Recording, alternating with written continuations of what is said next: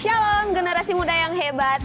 Goal CC atau Generation of Light Community Church adalah sebuah gereja komunitas yang dibentuk dengan format yang lebih fresh dan lebih ramah terhadap generasi muda. Di sini kita memuji dan menyembah Tuhan dengan sepenuh hati. Kamu bisa menyalurkan minat, bakat, serta talenta yang Tuhan kasih loh. Yuk gabung dalam Goal CC, ibadahnya tiap hari Minggu pukul 5 sore. Bangkit dan bercahayalah generasi muda Kota Makassar. Tuhan Yesus berkati. Puji nama Tuhan, shalom. Sekali lagi shalom. Tuhan, saya rindu melihat tangan-tangan yang diberkati sepanjang minggu ini. Boleh lambaikan tangannya. Haleluya, puji nama Tuhan. Kita bersyukur kepada Tuhan untuk sore yang indah ini. Kita boleh ada di tempat ini, kita boleh berkumpul lagi di tempat ini. Itu bukan karena kekuatan kita, amin. Semua karena kebaikan dan anugerah Tuhan. Kita akan memulaikan ibadah kita pada saat ini. Namun sebelum itu mari kita dalam doa, kita berdoa. Terima kasih Bapa, terima kasih Yesus. Untuk kesempatan yang masih Tuhan berikan bagi hidup kami. Terima kasih untuk nafas kehidupan Tuhan. Kami bersyukur, kami berterima kasih. Kami bangga punya Allah seperti Engkau. Allah yang selalu ada bagi hidup kami. Allah yang tidak pernah sedetik pun membiarkan kami untuk berjalan sendiri. Terima kasih Bapa, terima kasih Yesus. Untuk sore ini Tuhan. Kami berkumpul di tempat ini Tuhan. Kami rindu berjumpa dengan Engkau Tuhan. Kami rindu mengalami Engkau Tuhan. Terima kasih Bapa, terima kasih Yesus. Kami menyerahkan ibadah kami Tuhan. Dari awal, pertengahan hingga berakhirnya ibadah ini. Biar Engkau Tuhan yang disenangkan. Biar Engkau Tuhan yang layak kami agungkan. Engkau Tuhan yang layak kami sembah. Kami menyerahkan ibadah kami Tuhan di dalam nama Tuhan Yesus Kristus. Kami memulaikan ibadah kami. Kami akan bersorak bersuka cita. Yang siap bersorak bersuka cita bagi nama Tuhan. Mari sama-sama kita katakan. Amin. Saja semua bangkit berdiri.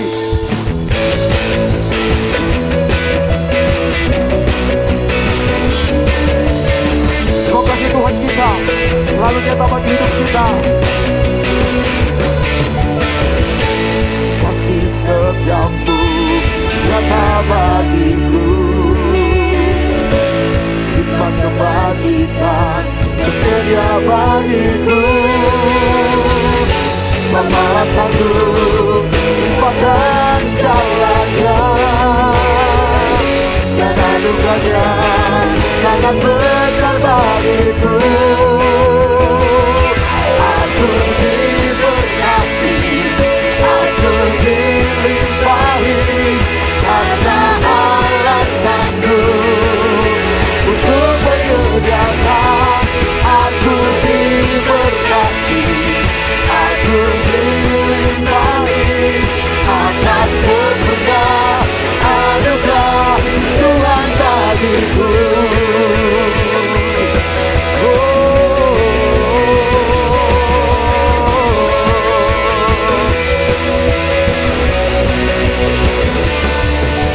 Sama-sama katakan. Kasih setiamu nyata bagiku.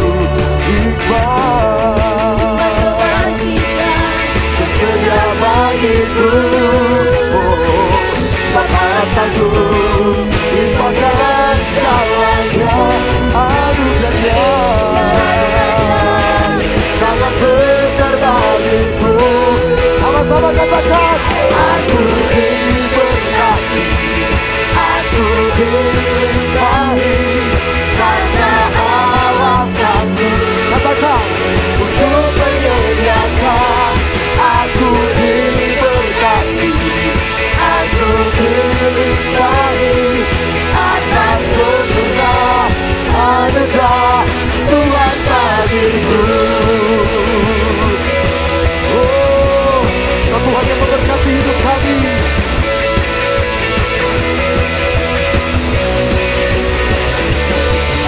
Katakan. Kasih setiamu nyata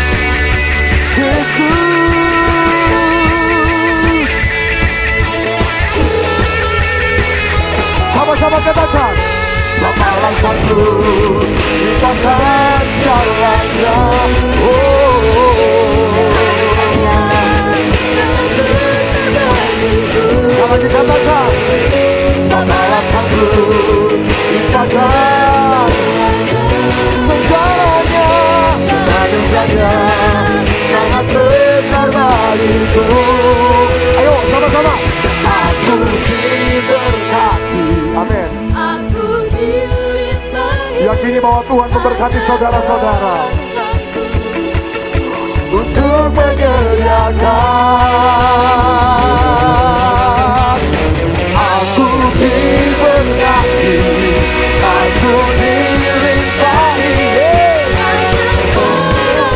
Katakan untuk menyediakan.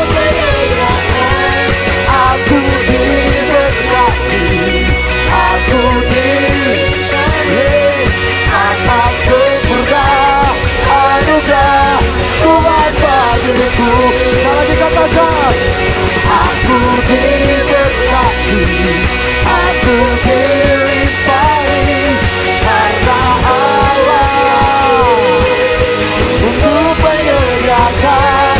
Aku diberkati, aku dilimpahi atas sempurna anugerah Tuhan bagiku.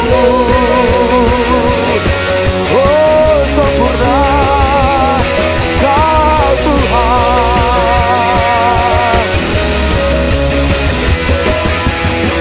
Oh kasih tepuk tangan bagi Tuhan kita yang ajaib. Ya Tuhan yang memberkati kita. Haleluya. Saya yakin dan percaya Tuhan ada di tempat ini, amin. Karena kita adalah orang-orang yang lebih dari pemenang. Haleluya.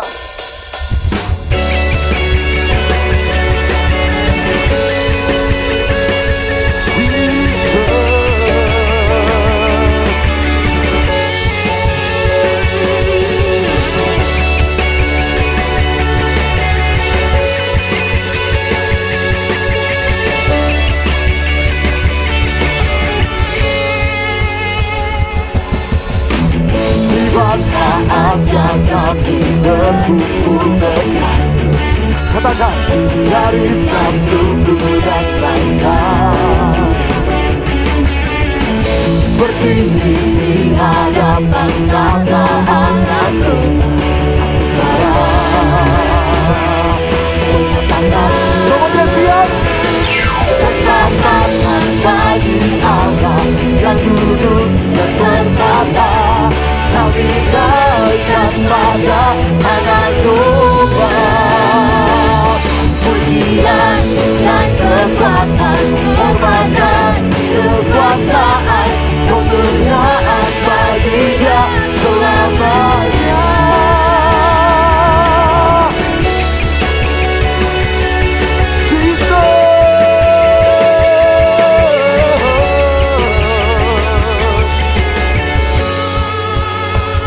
Sama-sama katakan.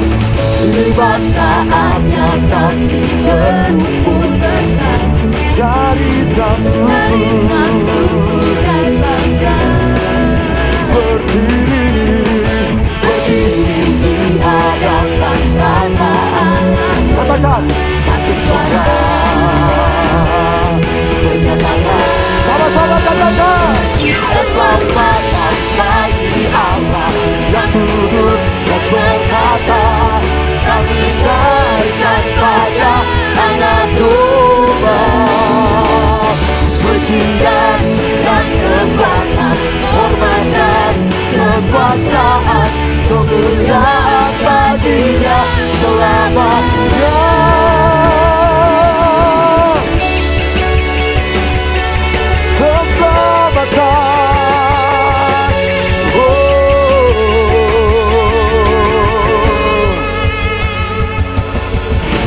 Tiba saatnya kami berkumpul bersama.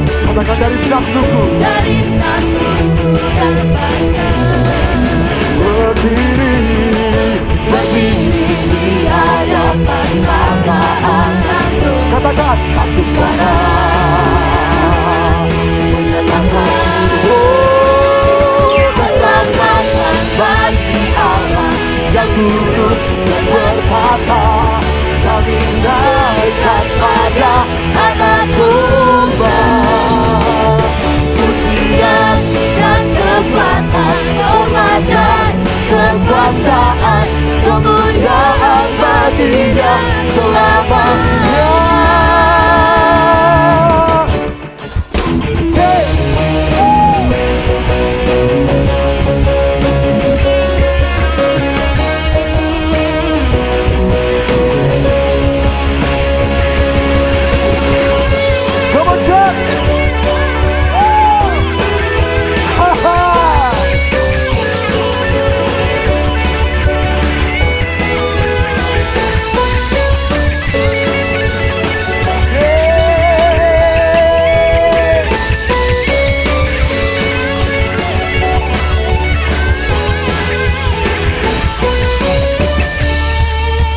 semuanya siap? Keselamatan bagi Allah yang bertata, kami naikkan pada. Oh, pujian dan kekuatan, hormat dan kekuasaan, kemuliaan bagi-Nya selamanya. Keselamatan bagi Allah yang duduk dan bertata, kami naikkan pada Anak Domba. Pujian dan kekuatan, hormat dan kekuasaan, kemuliaan bagi-Nya selama. Sekali lagi katakan, keselamatan bagi Allah yang duduk dan bertata, kami naikkan pada. Pujian dan kekuatan, hormat dan kekuasaan, kemuliaan bagi-Nya selama. Katakan kemuliaan, kemuliaan bagi-Nya selamanya. Kemuliaan bagi-Nya selamanya.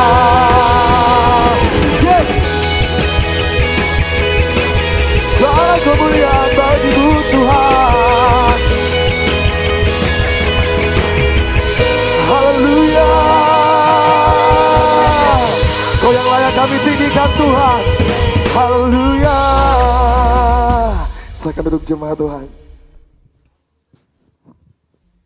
Haleluya, luar biasa Tuhan dalam setiap pujian kita, amin. Amin. Mari teman-teman semua kita siapkan hati kita. Kita akan masuk dalam penyembahan kita. Terima kasih Tuhan buat kebaikan-Mu dalam hidup kami. Kami mau datang Tuhan, kami mau berseru berdoa kepada-Mu Tuhan. Kami yakin dan percaya Engkau hadir di setiap pujian dan penyembahan kami Tuhan. Mari teman-teman semua dengan segenap hati, mari nyatakan pujian ini kepada Tuhan.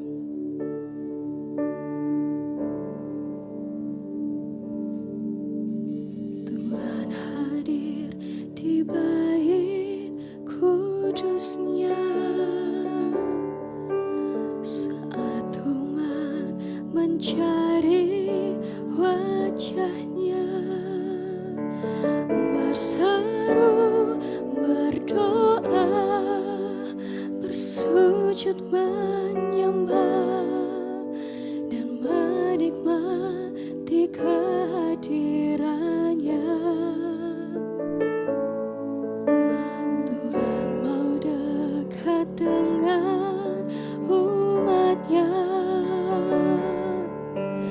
yang datang dengan segenap hatinya, berseru, berdoa, bersujud menyembah dan menikmati kehadiran-Nya. Hadirat-Mu memenuhiku, hadirat kudus-Mu penuhi bait-Mu, dan ku tersungkur menyembah-Mu. Yang ku nampak hanya kemuliaan-Mu. Mari dengan segenap hati kita ulang pujian ini. Sama-sama katakan, Tuhan hadir di bait kudus.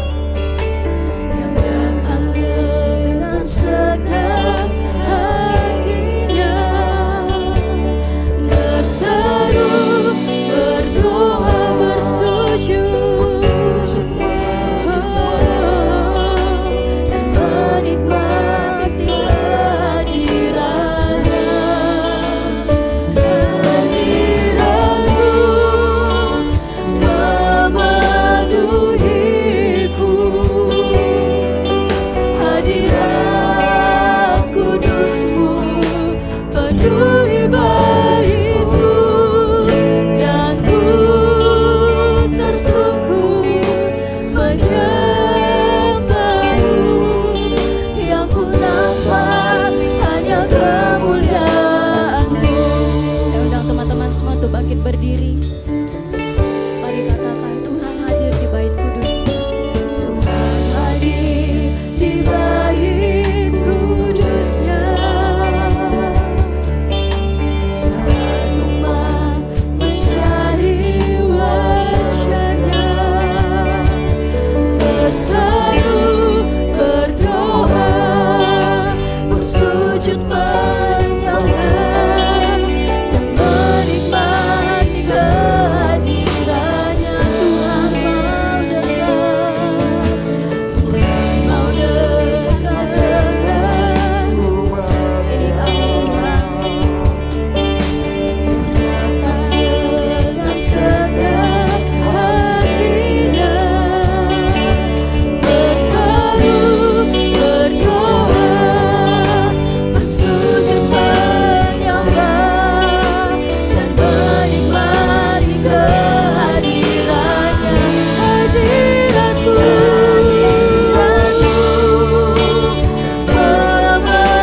memenuhiku. Hadirat kudus-Mu penuhi baitmu, dan ku tersungkur menyembahmu. Yang ku nampak hanya kemuliaan-Mu. Hadirat-Mu,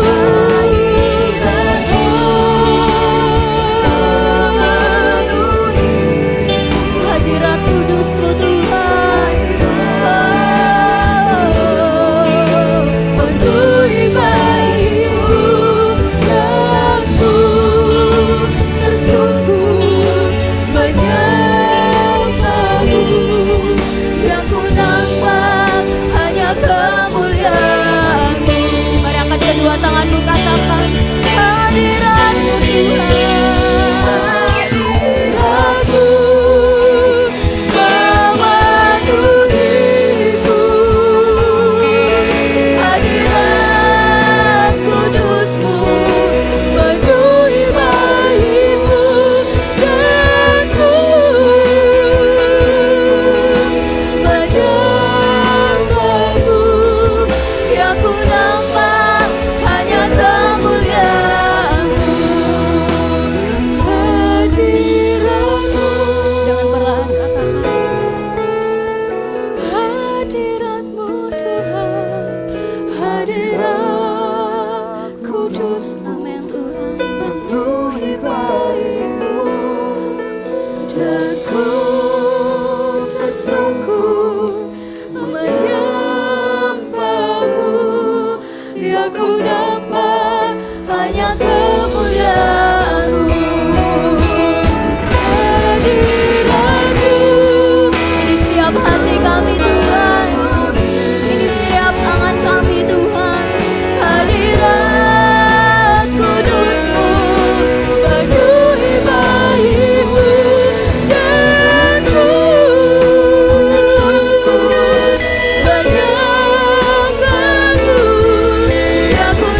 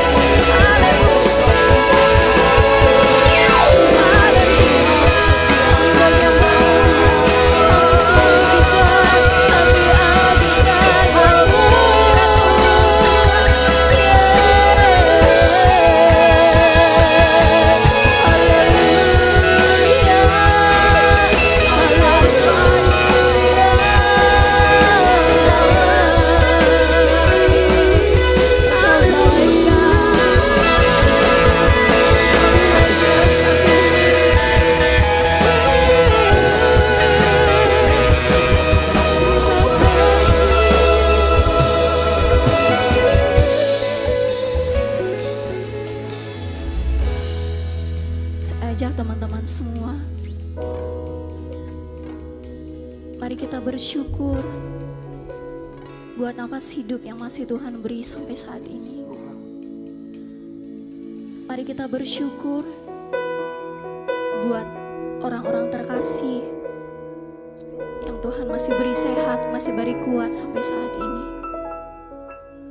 Mari bersyukur siapakah kita di hadapan Tuhan hingga Tuhan mengangkat kita menjadi biji matanya. Siapakah kami Tuhan? Engkau mengangkat kami jadi anak-Mu, jadi biji mata-Mu Tuhan. Pujian yang berkata, kasih setia Tuhan yang kita rasakan sepanjang hidup kita tak pernah habis dan selalu baru tiap pagi. Mari dengan hati yang penuh ungkapan syukur, dengan kerendahan hati, sama-sama kita katakan pujian yang berkata, kasih setiamu yang kurasakan Tuhan. Kasih setiamu yang kurasakan lebih tinggi dari langit biru. Kebaikanmu yang telah kau nyatakan lebih dalam dari lautan. Berkat-Mu Tuhan, berkat-Mu yang telah ku terima. Yes Jesus, sempat membuatku terpesona. Apa yang tak pernah ku pikirkan, itu yang kau sediakan bagiku. Katakan, siapakah aku ini Tuhan? Siapakah aku ini Tuhan? Jadi biji mata-Mu. Dengan apakah ku balas Tuhan selain puji dan sembah Kau? Dalam pujian kita, Kasih setiamu yang kurasakan lebih tinggi dari langit biru. Kebaikan-Mu yang telah kau nyatakan lebih dalam dari lautan. Berkat-Mu Tuhan, berkat-Mu yang telah ku terima, sempat membuatku terpesona.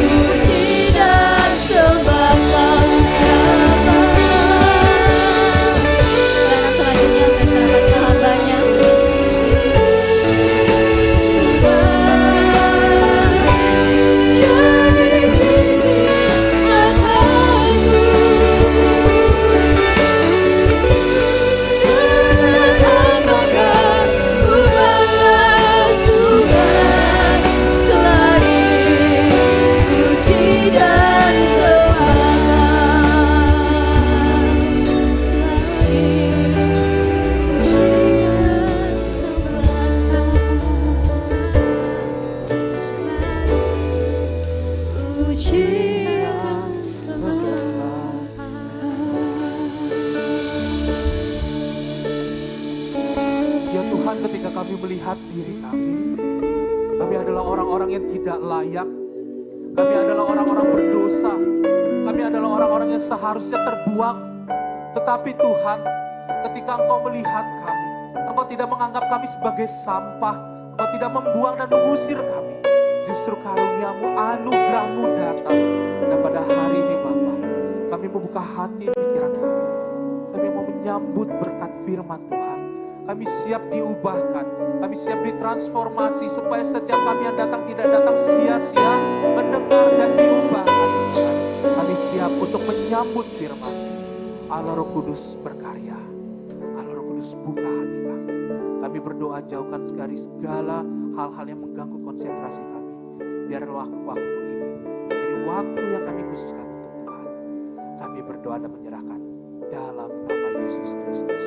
Sama-sama katakan amin. Silakan dulu.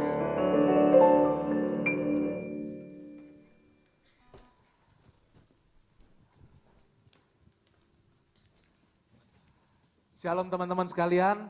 Wow, keren. Terima kasih teman-teman untuk boleh hadir, menyempatkan waktu untuk boleh bersama-sama beribadah. Teman-teman, sebelum kita masuk, teman-teman kita perlu mensyukuri. Pertama, kalau kita berkaca kenapa kita ini kalau misalnya dikatakan orang yang beruntung, yang kedua orang yang terpanggil, dan yang ketiga adalah orang yang siap, adalah ketika kita melihat teman-teman kita, kalau hari Minggu kalian punya opsi untuk pergi ke tempat lain dan bukan ibadah, sedangkan kalian hari ini duduk mempersiapkan hati mendengarkan firman Tuhan, kalian adalah orang diberkati. Amin.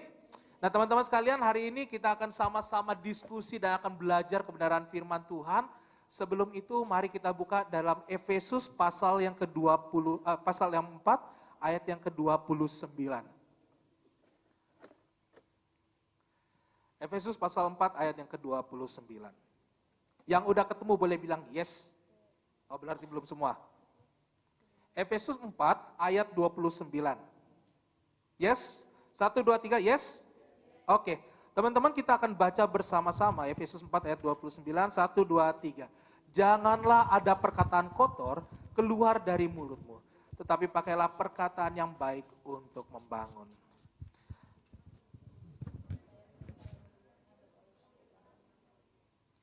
Beroleh kasih karunia, itu kata yang paling penting hari ini akan kita bahas. Oke teman-teman sekalian, hari ini kalau kita melihat kita adalah orang-orang yang saat ini terhubung dengan segala sesuatu, segala lingkungan. Teman-teman kalau misalnya punya teman-teman, punya saudara atau relasi di barat atau di Asia yang jauh, Asia Tenggara, Asia Timur atau dimanapun. Teman-teman, hari ini gadget atau gawai kita adalah penolong yang paling mantep. Minimal kalau misalnya kalian belum punya laptop untuk misalnya Skype atau melakukan video call, kalian paling minimal punya handphone, bener gak? Di balik kalian punya handphone ini teman-teman, dulu waktu saya zamannya SD, itu HP pertama saya masih ingat, itu Nokia yang minta maaf yang kalau banting doginya yang lari gitu. HP-nya nggak apa-apa begitu, dogi yang lari begitu. Lari gitu ya. Lalu teman-teman di HP Nokia itu ada sebuah catatan yang penting. Apa? Connecting people. Teman-teman kalau bicara tentang connecting people, kita sebenarnya terkonek kok. Kita terkonek mau yang dari jauh di anta beranta atau jauh di mana, kita semua terkonek. Tetapi masalahnya teman-teman sekalian ketika kita bicara terkonek, teman-teman yuk berkaca di dalam tongkrongan kita, minimal di situ aja. Pernah enggak, ini saya enggak ngomong teman-teman yang begitu ya, pernah enggak kalian merasakan atau melihat ketika nongkrong bareng-bareng justru menjadi tempat tongkrongan yang terpisah. Karena apa? Anggaplah cowok-cowok biasanya main nih Mobile Legends. Siapa yang main Mobile Legends? Saya angkat tangan. Yang lain? Ada? Ada. Oke.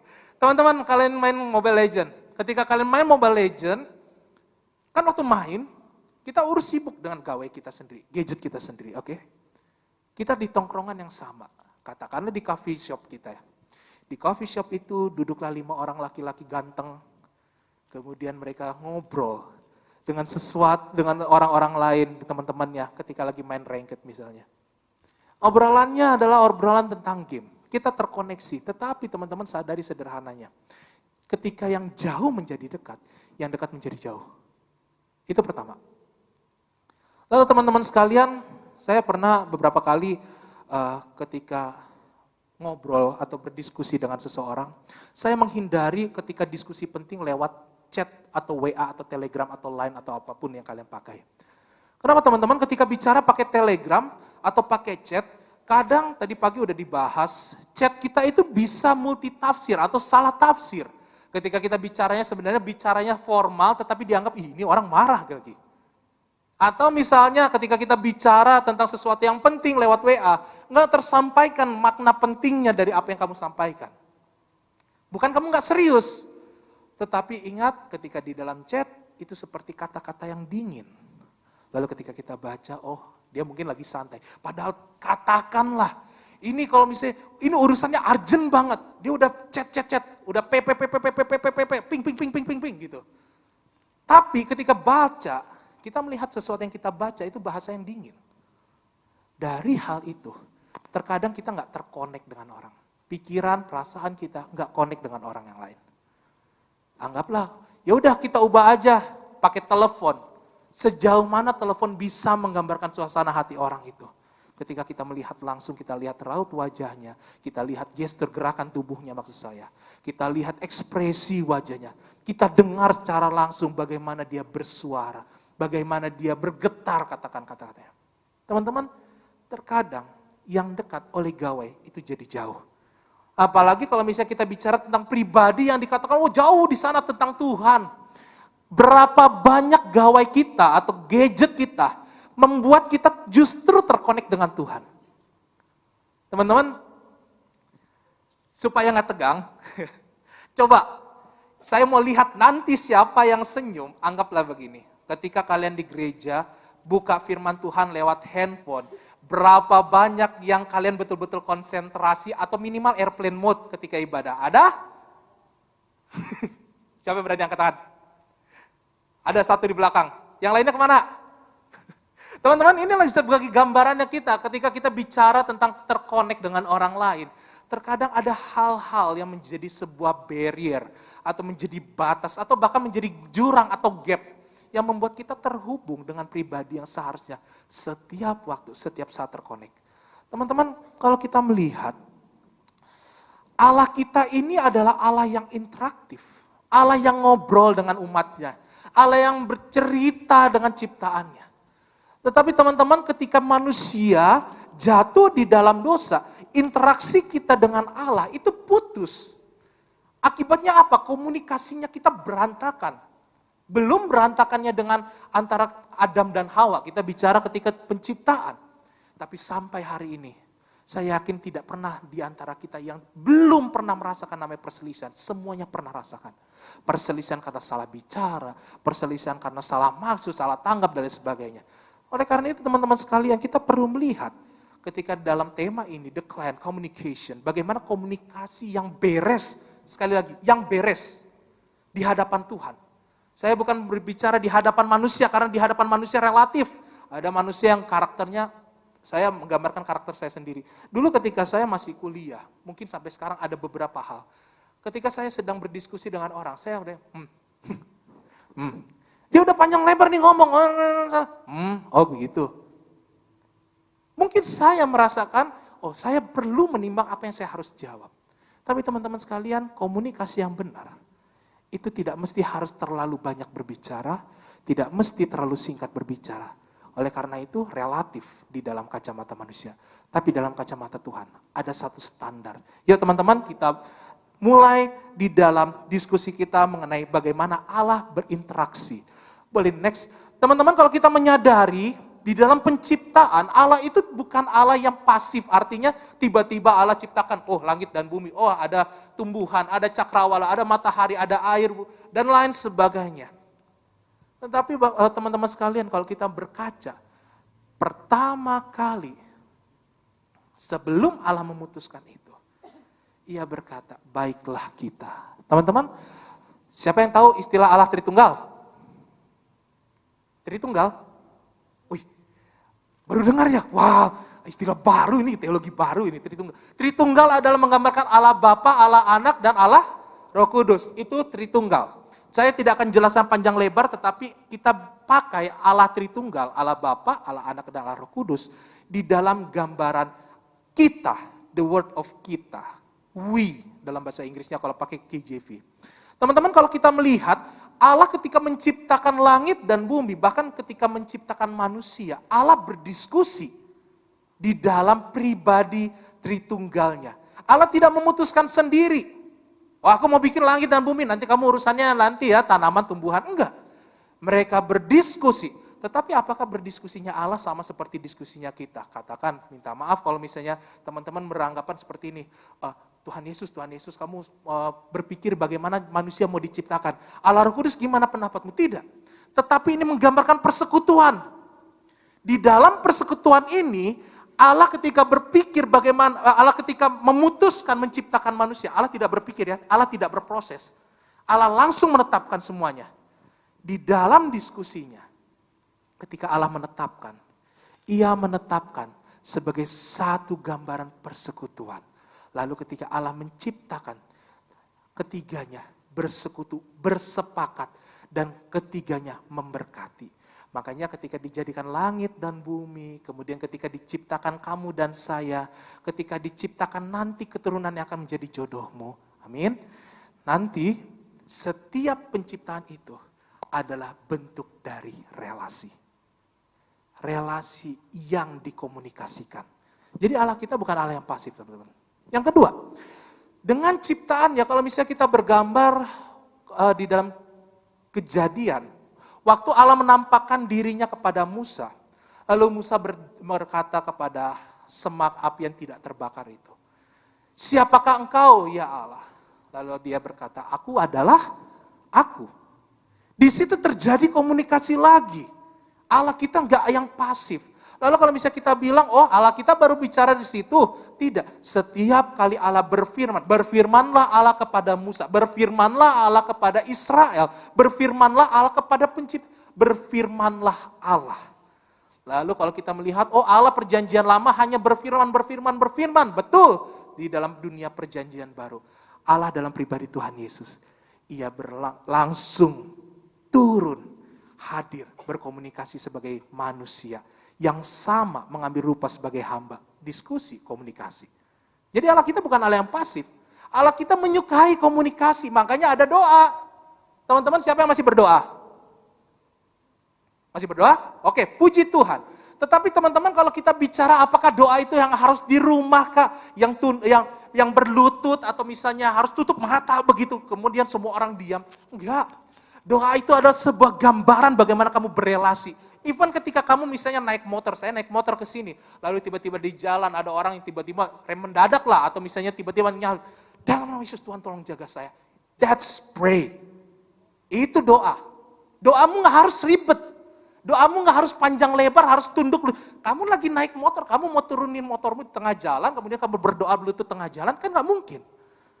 Tetapi pernyataan di awal, relasi antara Tuhan dan kita tidak bisa putus. Dan tak pernah putus. Jadi bicara doa, itu bukan bicara hanya tentang sebuah ritual, ritus. Kamu harus menjaga gini dan gitu. Tapi bicara tentang bagaimana kamu terkoneksi dengan Tuhan. Nah teman-teman, ketika kita bicara terkoneksi dengan Tuhan, masalahnya interaksi kita hari ini dan dari zaman Adam dan Hawa setelah jatuh dalam dosa, itu rusak. Interaksi yang terputus akibat apa? Dosa. Teman-teman sejauh mana sih efek dosa merusak? Teman-teman yuk buka dalam Kejadian 3 ayat 9-10 ada di dalam slide. Mungkin kalau kecil boleh ditampilkan. Kejadian pasal 3 ayat 9-10. Tetapi Tuhan Allah memanggil manusia itu dan berfirman kepadanya, "Di manakah engkau?" Ia menjawab ketika ketika Adam mendengar bahwa Allah ada dalam taman ini. Aku menjadi takut karena aku telanjang, sebab itu aku bersembunyi. Teman-teman, ketika pada mulanya relasi itu baik, setelah jatuh di dalam dosa, apa yang terjadi? Adam bersembunyi dari Allah. Dia nggak mau ketahuan bahwa dia telah memakan buah pengetahuan yang jahat dan yang baik. Di dalam komunikasi seperti itu, terputuslah relasi yang indah dan intim itu. Teman-teman, kalau misalnya gambarkan relasi yang indah dan intim itu seperti apa sih?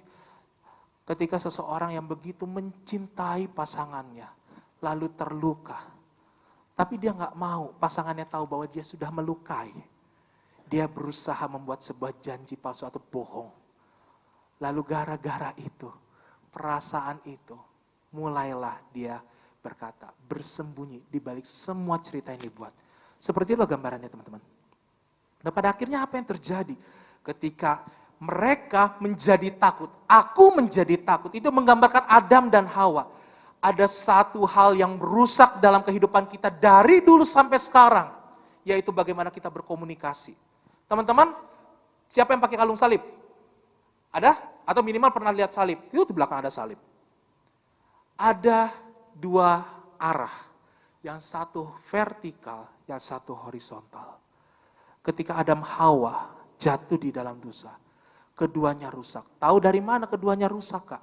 Yang pertama, Adam dan Hawa bersembunyi dari Allah. Yang kedua, Adam menyalahkan Allah yang menciptakan dirinya dengan mengatakan, engkau menempatkan perempuan yang di sampingku ini yang membuat aku jatuh di dalam dosa.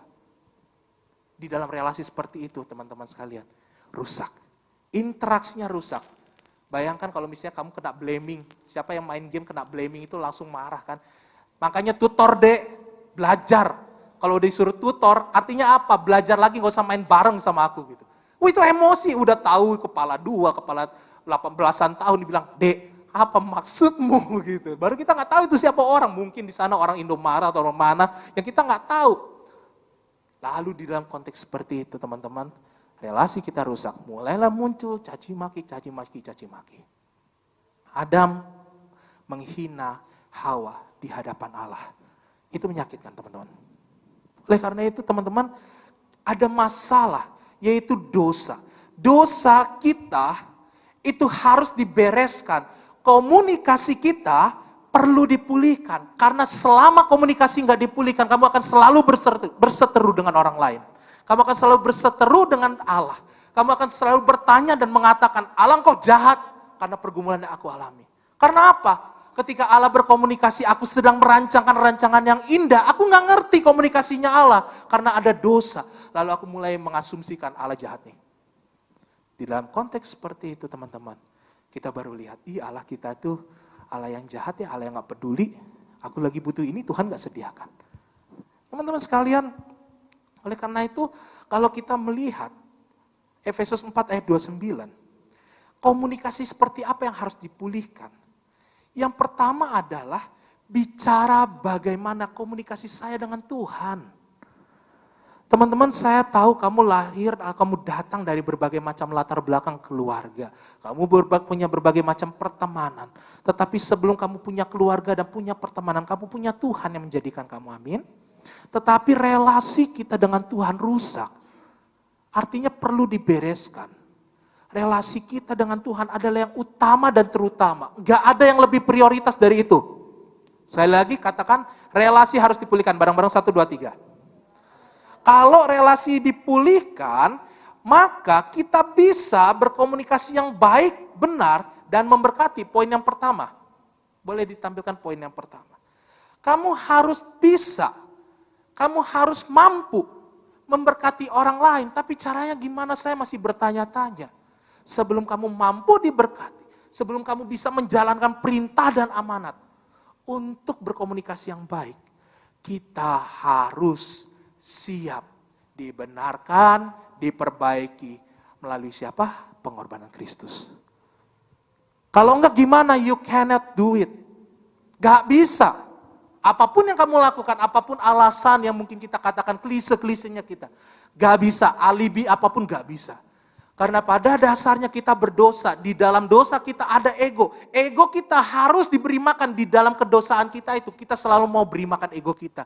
Bahkan ego dalam berkata-kata, ego dalam menghakimi, ego dalam menghardik orang lain. Harus diberi makan. Itulah konteks di dalam dosa. Jadi kalau kamu belum beres di dalam Tuhan, kalau saya belum beres di dalam Tuhan, gak mungkin kamu bisa beres dengan dunia sekitarmu. Oleh karena itu poin pertama, sebelum kamu mampu berkomunikasi yang baik, benar dan memberkati keluar, kamu harus baca sama-sama, Saya harus, bilang ke saya ya, 1, 2, 3 poin pertama, saya harus siap diperbaiki, dibenarkan dan diberkati melalui siapa? Pengorbanan Yesus. Teman-teman, ketika kita bicara, Tuhan, aku siap untuk diperbaiki, aku siap dibenarkan, dan aku siap memberkati orang lain. Tetapi kita nggak siap untuk dibereskan di hadapan Tuhan. Apa yang harus dibereskan? Yang dibereskan adalah penyerahan dirimu. Saya bukan bicara ketika kamu telah serahkan diri, kamu kebal dosa, teman-teman. Tidak pernah ada di dalam kekristenan ketika kamu percaya Tuhan Yesus, kamu kebal dosa. Justru ketika kamu percaya Tuhan Yesus, kuasa iblis makin kuat datang dan berusaha mencengkeram kamu untuk jatuh lagi. Tetapi teman-teman, saya mau menggambarkan secara sederhana. Ini posisi negatif 100. Ini adalah posisi di mana saya ini masih jatuh di dalam dosa. Saya belum kenal Tuhan Yesus. Ketika kamu percaya dan menyerahkan hidupmu, bahkan perkataan komunikasimu dalam Tuhan, kamu nggak tiba-tiba menjadi positif 100. Positif 100 itu adalah satu gambaran di mana kamu sudah dipermuliakan Bapa di surga. Tetapi kamu mulai starting dari nol. Saya ada di posisi di mana saya belajar memulai dari langkah awal. Bagaimana saya belajar mengasihi seperti Yesus mengasihi.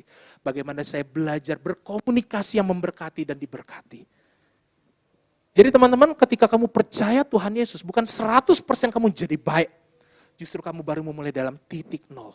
Di dalam titik nol ini kamu mulai bertransformasi. Mulai bertumbuh satu demi satu. Makanya ada pertumbuhan rohani.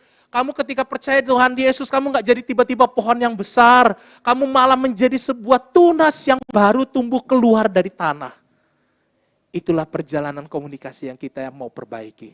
Dari situ, komunikasimu mulai diperbaiki antara kamu dengan Tuhan. Makanya muncul di dalam firman Tuhan, latihlah dirimu untuk beribadah. Artinya melatih diri kamu mulai dari nol ketika kamu gak suka beribadah. Latih dirimu, dorong dirimu untuk tidak mau dikuasai oleh ego. Untuk memutuskan apapun yang terjadi saya pergi ibadah, saya pergi goal CC, saya pergi ibadah. Karena apa? Kedaginganmu masih ada teman-teman, jaga itu. Kamu mulai titik nol di dalam satu demi satu langkah. Sampai pada akhirnya barang siapa mengakui aku di hadapan manusia, aku pun akan mengakuinya di hadapan Bapa. Demikian kata Yesus. Amin. Yang kedua teman-teman sekalian. Ketika kita berkomunikasi, teman-teman kamu sadar we are not alone. Yes. Kita sama-sama di sini. Kamu tadi lihat di ibadah ini ada pemain musik, ada singers, ada worship leader, kemudian ada Alfie Mulmet, kemudian ada teman-teman di sini yang beribadah sama-sama. Lalu teman-teman pulang dari sini, kalian ketemu misalnya di kos, di rumah, ada orang lain. Kita nggak pernah sendiri. Sekalipun mungkin kita berpikir, oh aku ini mau menyendiri. Atau aku ini orangnya penyendiri, pendiam gitu. Teman-teman pada dasarnya manusia dibentuk dan diciptakan Tuhan. Tidak untuk diri sendiri. Teman-teman, coba yang laki-laki. Berapa rusuk kalian? 11 atau 12? 12, kalau ada yang 11 berarti ada dong jodohnya ya. Kalau yang 12 gimana? Lengkap? Berarti nggak ada jodohnya. Teman-teman kalau bicara tentang jodoh atau pasangan hidup di dalam komunikasi, teman-teman Tuhan ketika mengambil rusuk dari Adam, ketika ia mengambil, ada satu pernyataan yang luar biasa kalau kita melihat. Ini adalah tulang dari tulangku, rusuk dari rusukku, bagian dari diriku.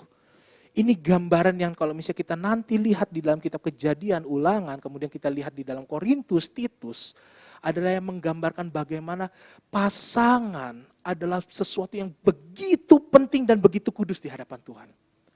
Kemudian Adam menggambarkan bahwa tulang rusuknya itu adalah bagian dari belahan jiwanya. Teman-teman, satu buku yang memberkati saya, itu adalah satu buku dalam bahasa Inggris waktu itu saya baca, mengatakan kebanyakan kita mengaku bahwa ketika kita berkata kepada pasangan kita, you are my soulmate, S-O-U-L, soulmate. Tapi teman-teman buku itu mengubah kata soulmate itu menjadi soul, S-O-L-E. Satu-satunya soulmate yang tidak pernah tergantikan. Ketika soulmate dan soulmate itu bertemu, apa bedanya? Teman-teman bedanya adalah ketika soulmate itu, teman-teman lihat sol sepatu kalian. Teman-teman, saya punya sol sepatu 48. Gede ya kaki saya. Kaki saya bisa jadi kapal, teman-teman. Jadi kaki saya 48. Teman-teman siapa yang punya kaki 40 atau 39? Coba pakai sepatu saya. Masuk gak solnya? Enggak. Atau teman-teman yang kakinya 38, 37, pakai untuk sepatu saya ukuran 38. Yang ada saya masukin ke situ robek. Karena apa? Bukan bagiannya. Bukan belahannya. Makanya kata soulmate, itu cuma yang pakai OUL, soul, itu maknanya masih kurang dalam dibandingkan kata soul, the only one. Kata soulmate itu ketika saya baca bukunya, itu pun digambarkan antara relasi Allah dengan kita, satu-satunya. Yang kedua, relasi kamu dengan keluarga kamu. Kamu gak bisa hadir dan kamu tidak bisa memaksakan dirimu untuk hadir dimanapun. Tapi ada orang-orang tertentu yang dijadikan soulmate-mu, teman, partner hidup. Ini bicara pasangan, sahabat hidup, rekan kerja dan lain sebagainya. Tugasmu bukan mengikatkan diri kepada yang lain, tetapi tugasmu adalah menghormati. Terutama saya memulainya dari keluarga. Boleh di next, Keluaran 20 ayat 12 kita baca bareng-bareng ya. 1, 2, 3. Hormatilah ayah dan ibumu supaya lanjut umurmu di tanah yang diberikan Tuhan Allahmu kepadamu. Teman-teman, di dalam kata hormatilah ini, kalau kita bicara di dalam konteks militer, teman-teman, seorang anggota militer ketika dia melaksanakan tugas dan tanggung jawab militer, apa yang dikatakan oleh pemimpinnya adalah sesuatu yang mutlak. Ketika dia berkata A adalah A, B adalah B, mungkin dia bisa bertanya, mengapa memutuskan ini? Tetapi tujuan utama seorang prajurit bukan bertanya, tetapi apa? Melaksanakan. Lalu ketika dia melaksanakannya, mulailah dia menilai apa yang saya laksanakan tepat atau tidak. Perkataan hormatilah punya level dan kadar yang sama. Seperti seorang pemimpin militer menjelaskan kepada anak buahnya. Yaitu hormatilah ayah dan ibumu. Lalu perintah ini turun kepada kamu dan saya, hormatilah ayah dan ibumu. Artinya kapasitas kita untuk menghormati ini bukan untuk mempertanyakan, oh Tuhan, hormati ini adalah sebuah kalimat yang mungkin bisa ditawar seperti ini, seperti itu. Tidak. Tugasmu melaksanakan, tugas saya melaksanakan dan bukan bertanya. Kalaupun bertanya dan telah dijelaskan, tugas saya bukan meragukan, yaitu melaksanakan. Kalau saya belum melaksanakan berarti saya tidak taat. Kalau saya tidak melakukan dengan baik berarti saya adalah prajurit yang membangkang. Di dalam konteks ini, kalau kita melihat komunikasi yang baik dan benar yang digambarkan, ini bukan hanya sekedar komunikasi antara saya hormat, ya Pak, ya Ma, tetapi gambarannya adalah seperti kamu ketika berhadapan dengan Allah, kehormatanmu dan ketundukanmu didasarkan oleh kasih. Ketika kamu berhadapan dengan papa dan mamamu, kesadaranmu dan ketundukanmu pun oleh karena kasih. Kalau kita berkata, saya bisa mengasihi Tuhan, tapi saya nggak bisa mengasihi mama saya, papa saya. Kenapa? Tuhan menciptakan saya. Betul, tapi kamu lahir dari siapa? Dari rahim mamamu. Dalam konteks seperti itu, perintahnya mutlak. Hormati. Nah teman-teman sekalian, ini baru muncul dilemanya. Kenapa harus seperti ini? Lalu Paulus mengatakan dalam Efesus pasal 6 ayat 1-3, hai anak-anak taatilah orang tuamu di dalam Tuhan karena haruslah demikian.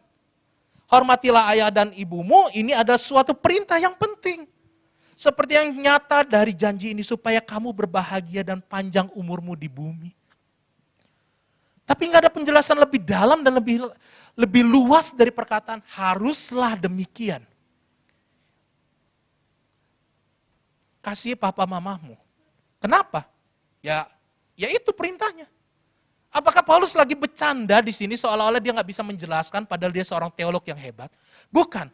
Karena Paulus bicara berdasarkan Taurat Tuhan. Bahwa perintah ini bukan perintah tawar-menawar. Oke lah, anggaplah, aku nggak bisa mengasihi orang tuaku. Dan teks tadi nggak adil, boleh di next 2 slide. Teks tadi nggak adil, Allah tidak adil dan tidak paham perasaan kekecewaanku pada orang tuaku. Teman-teman, saya percaya kita semua di tempat ini bukanlah orang yang semuanya berbahagia. Kita pernah mengalami yang namanya masa-masa kecewa dengan orang tua kita. di dalam kekecewaan ini, teman-teman, ada beberapa hal yang mungkin kita perlu koreksi dan perlu kita selesaikan hari ini. Amin? Mau nggak selesaikan itu di hadapan Tuhan? Mau komitmen? Oke, kalau mau komitmen, teman-teman please fokus dan kita kembali telusuri satu demi satu alasan untuk mengapa saya harus bereskan relasi saya dengan orang tua saya yang sekian tahun nggak beres. Oke? Teman-teman, kalau bicara mengenai perjalanan, saya kehilangan mama saya ketika saya SD kelas 3. Jadi 8 tahun, saya usia 8 tahun mama saya meninggal. Itu kalau tidak salah 4 atau 5 hari sebelum saya, 5 hari sebelum saya ulang tahun, tanggal 18 Mei 2004. Lalu teman-teman, di dalam kekecewaan saya ingat saya pernah berkata ketika nangis, kalau mama meninggal, siapa yang sambut saya pulang les bahasa Inggris waktu itu? Siapa yang akan sambut saya pulang les bahasa Inggris begitu? Lalu perkataan itu membekas di dalam hati saya. 1 minggu setelah mama meninggal, saya masih di dalam masa berkabung. Saya melihat situasi nggak enak, rumah sepi. Sepi ini dalam arti semua orang di dalam kondisi berkabung. Saya punya 3 kakak perempuan, saya anak laki-laki bungsu dan laki-laki sendiri. Papa saya juga di dalam kondisi yang tidak baik juga, sekalipun dia orang yang lebih tua dan berharap lebih dewasa, kita semua ini rentan teman-teman untuk kehilangan dan remuk. Lalu teman-teman, singkat cerita, berapa lama sih Kak untuk saya bisa pulih? Saya bisa pulih kurang lebih bahkan ketika saya sedang sekolah teologi. Teman-teman, berapa tahun? Berapa belas tahun itu yang tepat? Berapa belas tahun saya menyaksikan kehidupan saya berantakan. Berapa belas tahun saya tidak merasakan kasih lagi karena orang tua saya pun berusaha untuk memulihkan dirinya. Berapa belas tahun itu saya berusaha mencari perhatian dengan cara yang salah. Berapa belas tahun orang tua pun mungkin atau kakak-kakak saya melampiaskan kesedihannya dengan cara yang tidak baik. Sampai akhirnya ketika perjumpaan itu terjadi teman-teman, itu saat saya sudah semester 4 kuliah teologi. Lu bayangkan, saya semester 4 kuliah teologi udah jadi hamba Tuhan nih, hatinya masih borok begitu. Teman-teman, saya mau katakan hamba Tuhan bukanlah orang yang kuat dan paling tough menghadapi seperti ini. Kita sama rentannya, kita sama remuknya, kita sama-sama perlu anugerah. Di dalam masa seperti ini teman-teman, saya baru dipulihkan karena saya punya kakak rohani yang kisahnya lebih parah dari saya. Dia sekarang hamba Tuhan di Surabaya. Saya masih ingat, saya sampai sekarang masih komunikasi. Dia bilang, aku baru bisa ampuni papa saya. Papa saya itu pergi tinggalkan saya, tinggalkan kami, saya dengan Cece, tinggalkan mama yang waktu itu jualan. Dan dia pindah agama. Dan dia menikah dengan perempuan lain. Dan dia punya keturunan dari itu. Lalu saya ke kuliah teologi, dia ambil S2 waktu itu. Dia begitu terluka.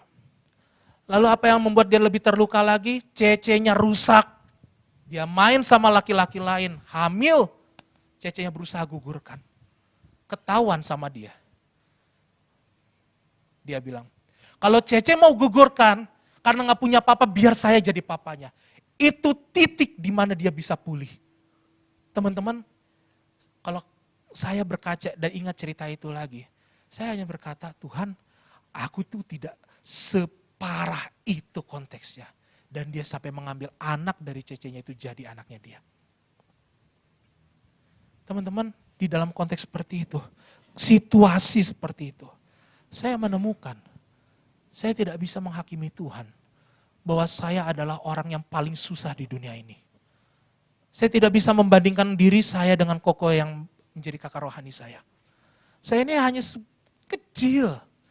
Lalu saya dalam cerita itu mulai melihat lebih luas, ada orang yang lebih parah lagi. Dia menjadi TKW di Malaysia, ketika pulang dia sudah harus dianiaya, gak punya uang, sudah bawa 2 anak dari tuannya. Tapi dia masih pelihara, sampai anaknya bisa bertumbuh. Kalau dikatakan betapa remuknya hatinya dia, tapi dia masih punya kesempatan dan ambil kesempatan itu untuk berdamai. Teman-teman, kalau hari ini kamu merasa, Tuhan aku gak adil, Aku nggak diperlakukan adil olehmu karena aku merasa kecewa dan Tuhan nggak mengerti saya. Teman-teman, tolong baca slide selanjutnya. Pernah nggak kamu berpikir dan menempatkan dirimu sama seperti Tuhan sedang melihat engkau telah melakukan dosa? Dan betapa kecewanya dia, betapa marahnya, tapi dia bersabar di hadapanmu. Dia tidak langsung hukum kamu, dia bersabar. Dengan panjang sabarnya setiap waktu kita bisa berdosa dan terus berdosa. Ia masih sabar. Di dalam kesabarannya itu, seketika dia melihat engkau dan saya pernah berselisih dengan papa mamamu. Hari ini mungkin masih berselisih dengan papa mamamu. Dia tidak langsung menghardik engkau orang berdosa. Tapi dia bersabar. Dia bersabar. Dan di dalam kesabarannya itu, dia berkata, hai anakku yang kukasihi, berdamailah, pulihlah, kembalilah. Dalam perumpamaan tentang anak yang hilang, dia yang papa berikan sebagai warisanku ketika papanya masih hidup. Itu pernyataan yang sama seperti berkata, kapan bapak mati? Tapi bapaknya panjang sabar dan berkata, ini bagianmu. Pergilah. Lalu anak itu pergi dan berfoya-foya menghabiskan hartanya. Lalu ketika uangnya habis, orang-orang yang di sekitar yang dia anggap adalah pertolongannya, yang dia anggap komunikasi yang relasi yang indah, adalah orang-orang yang meninggalkan dan memanfaatkan dia. Meninggalkan dia, dia cuma punya dirinya sendiri dan pakaian yang sehelai pakaian yang ada dalam pada yang dipakainya. Dia pergi ke kandang babi, dia minta cari pekerjaan. Ketika dia dapat pekerjaan, dia kelaparan dan mau makan makanan babi itu.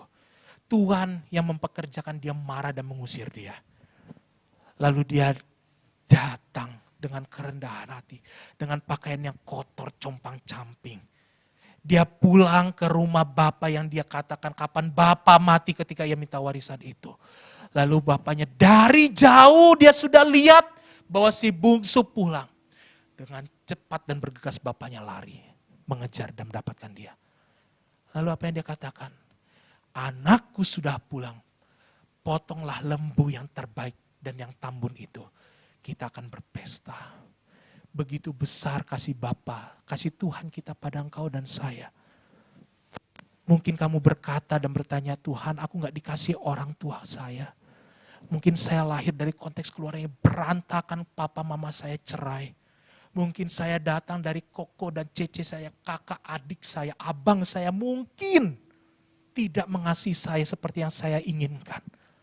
Hari ini engkau dikasih Tuhan. Amin. Mungkin kamu merasa dirimu tidak berharga. Karena tidak pernah ada orang yang mau berkomunikasi dengan engkau. Hari ini, karena kasih Tuhan Yesus telah datang untukmu. Jika engkau merasa kecewa dengan orang tuamu dan merasa tidak layak dikasih dan dihormati lagi.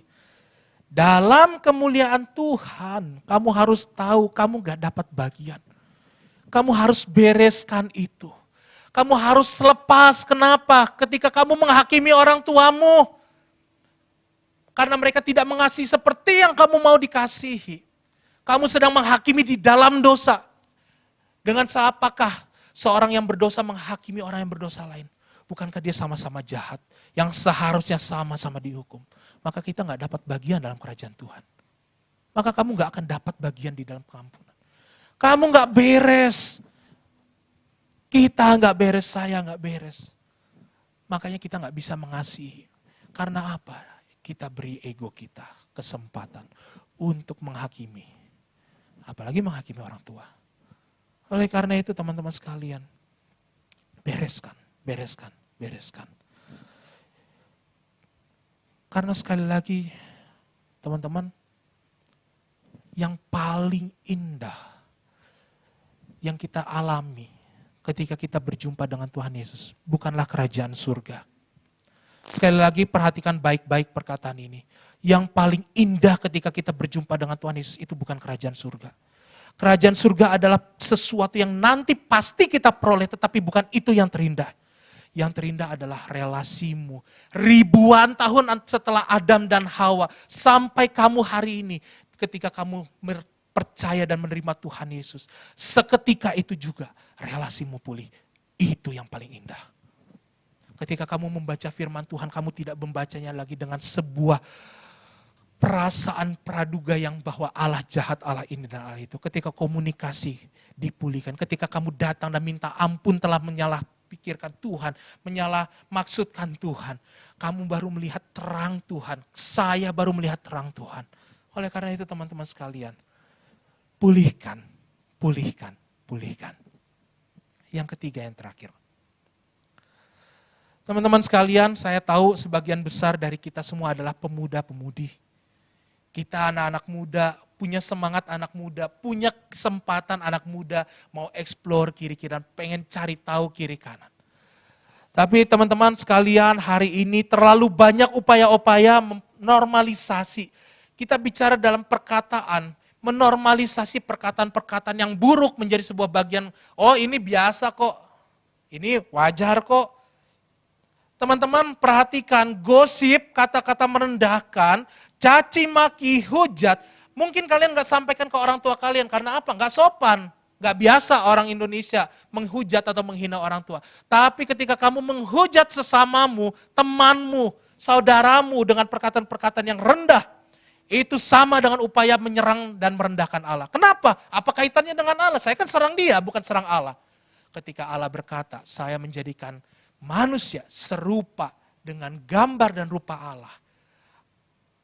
Artinya ketika kamu menghina gambar dan rupa Allah, kamu menghina Tuhan. Ketika kamu mengatakan ciptaan Tuhan cacat, jelek, buruk rupa, kamu sedang berkata Tuhan jelek, cacat, dan buruk rupa. Allah kita enggak Allah yang sempurna, Allah kita cacat. That's why masalah. Teman-teman, hari ini banyak orang Kristen, sudah Kristen tetapi kelakuannya masih belum mencerminkan kekristenan. Kelakuannya masih jahat, kelakuannya masih enggak konsentrasi untuk berhadapan dengan Tuhan. Roma 12 ayat 1 ketika Paulus mengatakan persembahkanlah hidupmu sebagai persembahan yang kudus di hadapan Tuhan.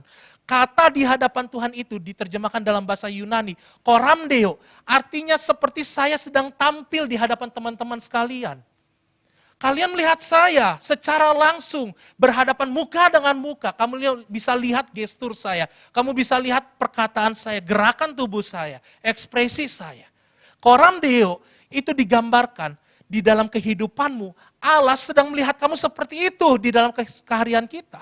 Pekerjaanmu, pelayananmu, gereja, bahkan kalau kita katakan Allah melihat sampai ke kedalaman hati. Maka Allah tahu apa yang dalam isi hatimu. Kalau komunikasimu gak beres dengan Tuhan, gak beres dengan sesama, gak beres dengan orang lain, maka Allah tahu. Dan apa yang Allah katakan, engkau tidak setia. Oleh karena itu teman-teman sekalian, bereskan ini di hadapan Tuhan. Kita harus sungguh-sungguh mau datang merendahkan diri kita. Karena apa teman-teman? Dalam Efesus 5 ayat yang ke-8. Dahulu kamu adalah kegelapan. Bagian dari kegelapan. Anak-anak yang kegelapan. Anak-anak yang jatuh di dalam dosa. Tapi setelah kamu terima Tuhan Yesus. Saat itu kamu adalah anak terang. Kalau kamu anak terang, kamu akan hidup sesuai dengan karakter anak terang. Kamu gak akan hidup sebaliknya. Gambaran terang dan gelap itu seperti apa? Kalau di sebelah kiri anggaplah di sini adalah jalan dosa. Ketika kamu percaya Tuhan Yesus, itu berbalik 180 derajat. Aku menjadi anak terang, tujuanku tahu jelas kemana aku ikut. Di situ komunikasi kita baik, di situ komunikasi kita pulih, di situ Injil diberitakan lewat hidupmu. Teman-teman, kalau hari ini kamu merasa bahwa Tuhan, selama ini saya tidak pernah berkomunikasi dengan benar dengan sesama saya. Selama ini mungkin ada satu relasi yang terputus. Teman-teman, menyadari hal ini adalah langkah awal untuk kamu berdamai. Menyadari bahwa nyatanya saya adalah orang yang berdosa. Yang mungkin saja saya pernah menyakiti hati papa mama saya. Adalah langkah awal untuk kamu bisa berdamai. Langkah awal untuk kamu bisa berkomunikasi dengan baik. Teman-teman sekalian, kalau kita berkaca, aku pernah dikecewakan oleh orang, aku pernah dikecewakan oleh papa mama, aku pernah dikecewakan dengan mungkin teman sepelayanan di gereja. Lalu aku memutuskan, udahlah, aku keluar aja deh dari gereja ini, dari komunitas ini. Aku keluar aja, menarik diri deh dari orang-orang itu. Kan udah dikatakan dalam firman Tuhan, pergaulan yang buruk merusak kebiasaan yang baik. Lalu setelah itu memutuskan, aku pindah, menarik diri dari persekutuan ini. Lalu pindah ke tempat yang lain, berselisih lagi. Aku menarik diri lagi. Tapi pada dasarnya teman-teman, hati kita ini anggaplah seperti sebuah kertas yang kalau ketika dicoret, itu nggak bisa dihilangin, lukanya akan ada terus. Lukanya akan terus membekas. Ketika kamu dilukai, lukanya ada, kemudian pulih, terluka lagi, pulih lagi, terluka lagi, pulih lagi. Sampai kapan? Sampai kita berjumpa dengan Tuhan. Tapi pada dasarnya teman-teman, apa yang membedakan kita, kamu dan saya, antara orang percaya, yang percaya Tuhan Yesus dan yang tidak. Lukamu dipulihkan bukan karena kemampuanmu, tapi lukamu dipulihkan karena Yesus. Amin. Hari ini teman-teman, sejenak coba pikirkan. Berapa banyak orang yang pernah saya lukai? Kita ubah pertanyaannya. Saya terlalu banyak dilukai, kita ubah. Berapa banyak orang yang sudah kamu lukai? Mungkin saja papa mamamu berespon seperti itu karena kamu telah melukai mereka. Mungkin saja temanmu berespon demikian karena kamu yang memulainya. Lalu ketika dia berespon seperti itu, dia terluka juga. Lalu dia melukai kamu kembali. Mungkin saja ada orang-orang atau jiwa-jiwa yang saat ini kamu lihat ada kursi kosong. Terluka. Bukan karena kamu, tapi karena orang di luar sana. Mereka gak punya tempat, mereka gak punya teman dan sahabat. Mereka perlu orang-orang yang sudah dipulihkan. Bukan orang-orang yang terluka yang memaksa dia. Tapi orang-orang yang dipulihkan. Berkomunikasi, menyentuh hati mereka. Please, kalau kamu mau sembuh, ayo kita datang yuk. Bukan dengan saya, tapi dengan Tuhan. Lewat siapa? Lewat kamu. Teman-teman, kamu adalah Injil yang terbuka. Sama-sama katakan, saya Injil terbuka. 1, 2, 3. Saya Injil yang terbuka. Saya Injil yang dilihat. 1, 2, 3. Saya Injil yang dilihat. Saya Injil yang didengar. 1, 2, 3. Saya Injil yang didengar. Kalau Tuhan mau pakai kamu menjadi Injil yang terbuka, Injil yang dilihat dan Injil yang didengar orang, kamu harus beres. Beres di dalam Tuhan. Beres di keluargamu. Beres di gereja dan di komunitasmu. Baru kamu bisa menangkan jiwa bagi Tuhan. Amin. Hari ini siapa yang berani berkata kepada Tuhan, Tuhan, hari ini saya punya pergumulan. Bertahun Tuhan, gak pernah beres. Saya sudah sering datang ke gereja, gak beres juga. Tapi hari ini Tuhan, dalam nama Yesus, buka hatimu. Amin. Hari ini ada waktu sejenak. Teman-teman pemusik, worship leader, singers, boleh maju temani saya ke depan. Hadirat Tuhan telah hadir dalam hidupmu. Hadirat Tuhan telah menyentuh engkau dan saya. Hadirat Tuhan telah mengubah sebagian dari kehidupanmu. Tetapi masih banyak celah-celah yang harus dibereskan. Hari ini ada satu celah dengan satu tantangan yang hendak kita bereskan sama-sama. Cara kita berkomunikasi, relasi kita. Sebagai anak-anak Tuhan, relasi kita harus beres dengan Tuhan, dengan papa mamamu, dengan abang kakak adikmu, dengan pertemananmu. Ketika kamu berkata hadiratmu Tuhan ada di tempat ini, artinya kamu siap berdamai. Artinya kamu siap diubahkan. Hari ini mohon teman-teman sekalian, tundukkan kepala sejenak, ingat perkara apa yang belum kamu bereskan mengenai relasimu. Mungkin kamu pernah melukai orang lain, tetapi selama ini kamu tidak berani berkata dan meminta maaf kepada dia. Kamu masih merasa terlalu mahal kata maaf itu, saya gengsi, saya gak mau berkata demikian. Hari ini tantangannya, kalau kamu sudah selesai di hadapan Tuhan, maka kamu pun harus selesai di hadapan manusia. Sebab dalam doa Bapa kami, ketika Tuhan mengampuni kita, kita diberikan kekuatan untuk mengampuni orang lain. Kita diberikan kekuatan dan kerendahan hati untuk memohon pengampunan dari Tuhan dan dari orang lain. Teman-teman sekalian, siapa yang hari ini engkau bergumul dengan papa mamamu? Mereka bukanlah orang tua yang mampu engkau banggakan.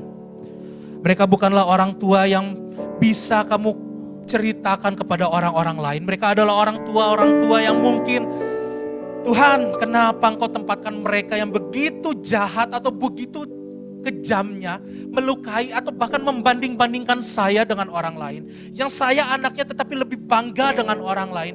Yang saya anaknya tetapi terus saja berkata yang tidak pernah menyentuh hati saya. Tidak berkata yang baik kepada saya, bahkan tidak pernah puji saya. Hari ini firman Tuhan telah jelas. Papa mamamu punya bagiannya sendiri ketika dia berhadapan dengan Tuhan. Ketika ia tidak pernah memuji engkau, tidak pernah memberikan engkau semangat, ia punya bagiannya sendiri di hadapan Allah. Tetapi bagianmu jangan engkau berikan pada orang lain. Karena ini adalah sebuah perintah khusus untuk dirimu. Hormatilah ayah dan ibumu. Oleh karena itu teman-teman sekalian, siapa yang hari ini engkau sedang bergumul? Yang engkau belum berdamai dengan papa mamamu? Yang engkau mungkin terluka dengan kakak adik abangmu? Teman-teman, taruh tangan kananmu di dada. Izinkan saya berdoa untuk kamu. Yang hari ini engkau begitu kecewa dan saat firman Tuhan telah diberitakan engkau kecewa. Engkau mungkin meratap, engkau mungkin sudah berusaha pulih tetapi engkau tidak pulih. Ketika engkau berelasi dengan pasanganmu, dengan pacarmu dan tidak beres hubungannya. Kamu punya sahabat dan terputus hubunganmu dengan sahabatmu. Hari ini tantangannya bereskan dengan Tuhan terlebih dahulu. Taruh tangan kananmu di dadamu. Biarkan hadirat Tuhan hadir, jangan keraskan hatimu. Izinkan Roh Kudus bekerja, jangan keraskan hatimu. Ketika kamu meminta perubahan, Allah sedang bekerja. Tetapi banyak sekali kesempatan-kesempatan egois kita menjadi sebuah penghalang untuk kamu melihat Allah sedang bekerja. Taruh tangan di dada. Dan hari ini, setiap kamu yang mau memulai berkomunikasi yang baik dan kudus di hadapan Allah dengan orang tua, dengan teman-temanmu, saya rindu berdoa untuk kamu sekalian. Tuhan, Engkau lihat tangan anak-anakmu. Engkau lihat pergumulan mereka. Engkau lihat luka demi luka yang tersirat, yang mungkin masih basah, yang mungkin sudah lama dan telah mengering tetapi tidak hilang bekasnya ya Tuhan. Hari ini Bapa, kami sadar ketika kami melihat Tuhan Yesus, begitu banyak luka demi luka yang kami lakukan di hadapan-Mu.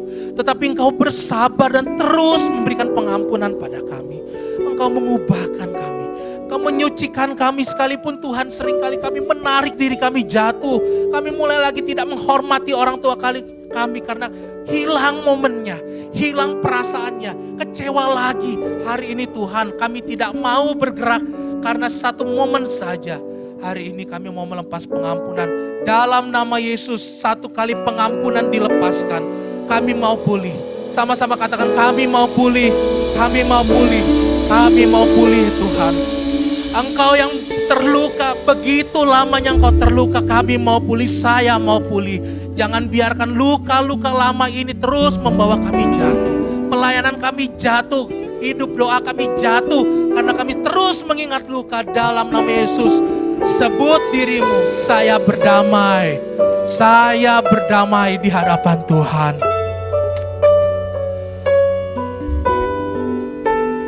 Terima kasih Bapa di surga untuk firman.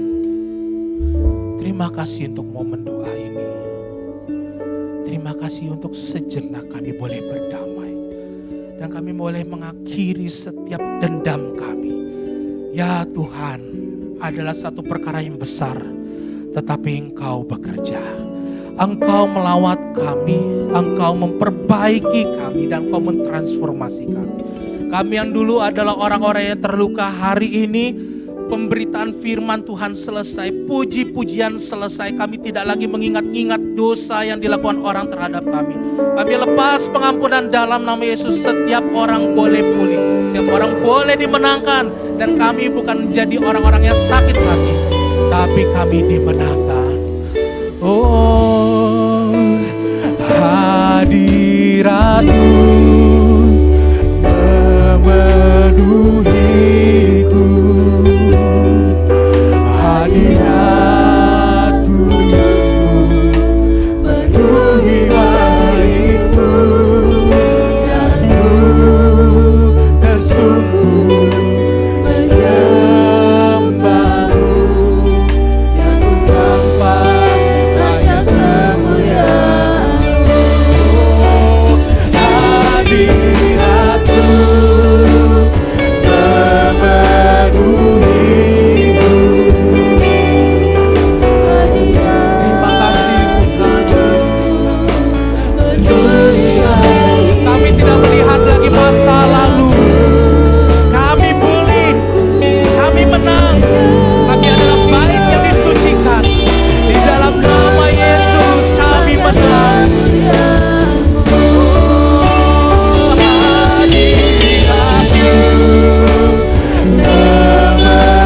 Saya undang teman-teman bangkit berdiri. Nyatakan doa kalian, nyatakan pengampunan yang kalian telah terima di hadapan Tuhan. Dan ku tersungkur menyembah-Mu. Yang ku dapat hanya kemuliaan-Mu. Kami bersyukur Tuhan, karena Engkau adalah Allah yang baik. Engkau Allah yang mengampuni setiap kami. Kami boleh beres Tuhan. Kami boleh pulih bukan karena saya, bukan karena hamba Tuhan, tapi Yesus hadir dalam hidup kami. Oh, terima kasih Tuhan. Kami menang di dalam Yesus. Kami menang dalam Yesus. Sama-sama katakan dengan lembut. Hadirat-Mu memenuhiku. Hadirat kudus-Mu penuhi baitku. Dan ku tersungkur menyembah-Mu. Yang ku nampak hanya kemuliaan-Mu. Terima kasih Tuhan, hari ini kami boleh pulih. Luka yang lama telah selesai. Hari ini kami melihat satu cahaya yang baru. Kami melihat satu pengharapan yang baru di dalam Kristus. Kami tidak lagi melihat-lihat masa lalu. Ketika kami pulang, kami melihat orang tua kami bukan orang yang kami benci. Tetapi kami melihat orang tua kami sebagai orang yang kami kasihi, adalah wakil Tuhan. Dan kami akan memeluk mereka dan berkata, saya sayang papa, saya sayang mama. Mungkin saya terluka oleh saudara-saudara saya melihat mereka sebagai saudara yang Tuhan berikan. Saya rindu ya Tuhan, bolehlah.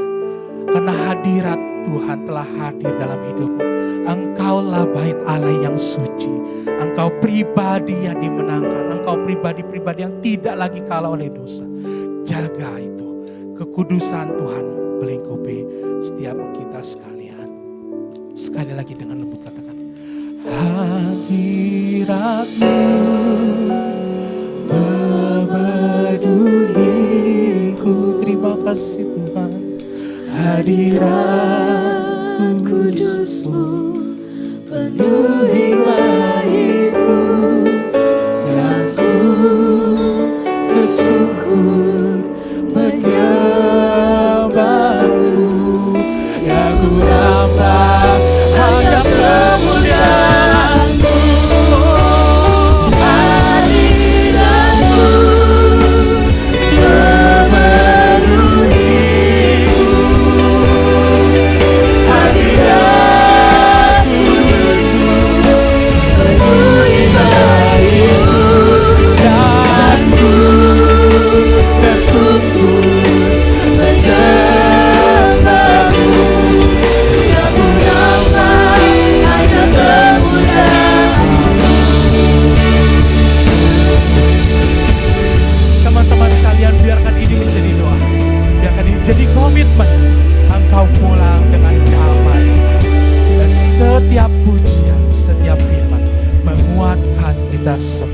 Terima kasih Tuhan untuk pemberitaan firman Tuhan.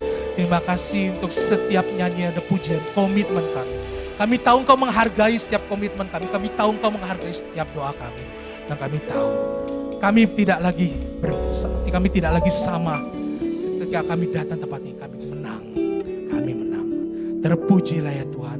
Kami bersyukur untuk firman Tuhan dalam nama Yesus Kristus. Sama-sama katakan amin. Tuhan Yesus berkati kita semua. Silakan duduk.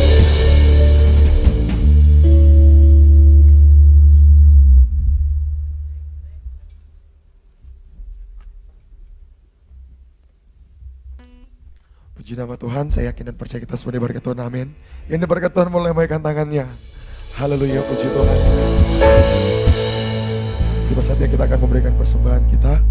Namun sebelum itu, sekali lagi mari kita dalam doa, kita berdoa. Bapak, terima kasih untuk firman-Mu yang hidup, firman-Mu yang sangat luar biasa yang hadir bagi setiap kami, Bapak. Ajar kami Tuhan untuk terus memulihkan hubungan kami, Tuhan. Terima kasih untuk hamba-Mu Tuhan yang luar biasa. Kau terus memberkati hamba-Mu Tuhan, dimanapun hamba-Mu berdiri melayani. Engkau Tuhan yang terus mengurapi hamba-Mu Bapak. Berkati keluarganya Bapak. Dan pada saat ini Tuhan, kami akan memberikan persembahan kami sebagai ucapan syukur limpah terima kasih kami Tuhan kepadamu. Karena Kau Tuhan yang terus memberkati hidup kami. Kami siap memberi dalam nama Tuhan Yesus Kristus. Haleluya. Amin. Selamat memberi, Tuhan Yesus memberkati kita semua.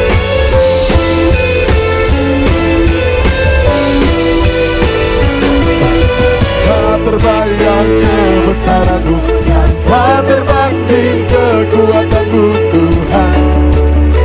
Kau mengalah bagiku,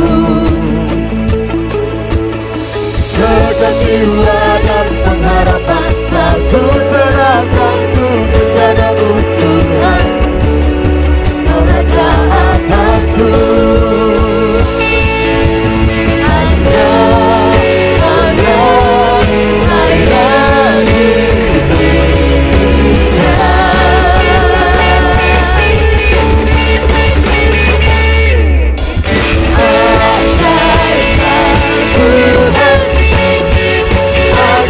Aku kan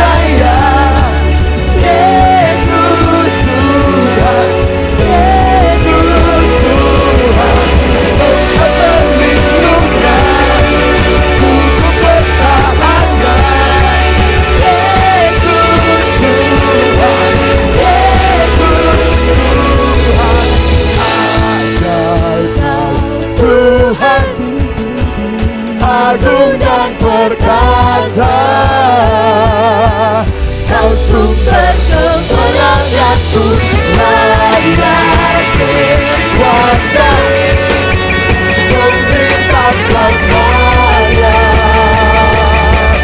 Yesus kaulah Raja Pujian Tuhan agung dan perkasa. Langsung bergembala jatuh Marilah berkuasa membebas selamanya. Yesus kaulah Raja Pujian.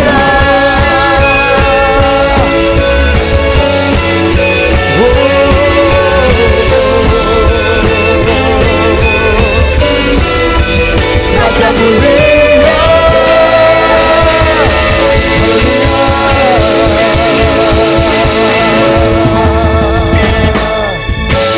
Silakan duduk jemaat Tuhan. Tuhan Yesus memberkati persembahan kita pada saat ini. Saya persilakan kepada Pastor. Ya, shalom.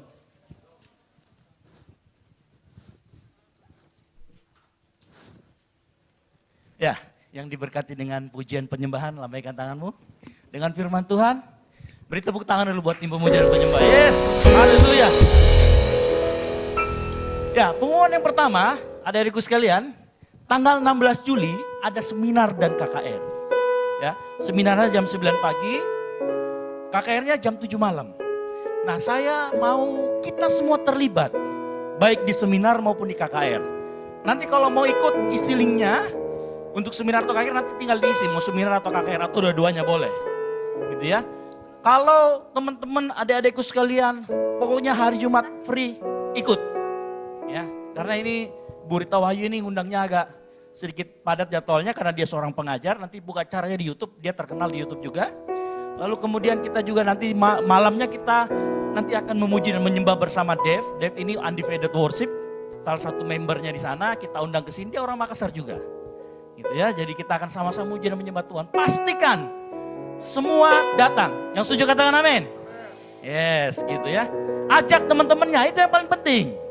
Jadi kalau punya berkat, kita punya yang baik di sini, kita undang teman-temannya datang ke tempat ini bersama memuji dan menyembah Tuhan. Amin. Nah, itu yang pertama. Terus yang kedua, saya pengen gini, rekan-rekan semua masih banyak bangku-bangku yang kosong. Kita lihat kanan kiri, ayo kita ajak teman-teman kita. Kalau kita sudah diberkati pujian, penyembahan dan sebagainya, kita ajak teman-teman kita. Bawa satu orang ke tempat ini. Supaya apa? Kita sama-sama memuji Tuhan. Kita pulih sama-sama.